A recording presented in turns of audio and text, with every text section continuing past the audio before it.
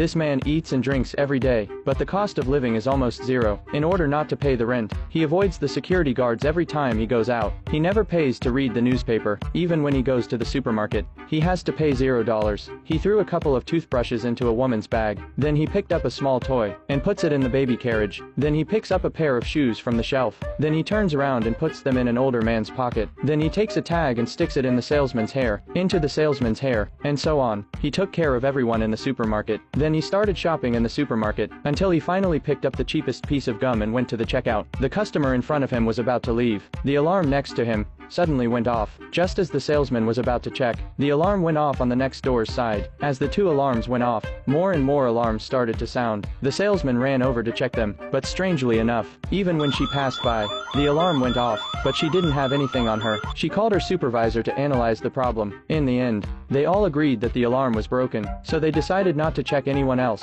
Customers who had paid their money would be let through, but when the man passed by, all the alarms went off again. The salesman had no choice but to say that there was a problem with the system, so the man left the store with all the loot. By tea time, and the man definitely didn't spend a dime. He saw someone put an empty cup on the bar, so he switched the empty cup with a freshly brewed coffee. Then he took the bread from the waiter's tray. Now he has a drink and a main course. At the end of the meal, the man didn't forget to change his taste. On his way out, he took the tip from the table. Suddenly he saw a pretty girl leaving. The man's nature made him follow her, but he doesn't realize he's picked up another cigarette butt, and just as he was about to talk to her, suddenly, he felt hot all over. Luckily, there was half a bottle of beer next to him. That's how the man escaped from death.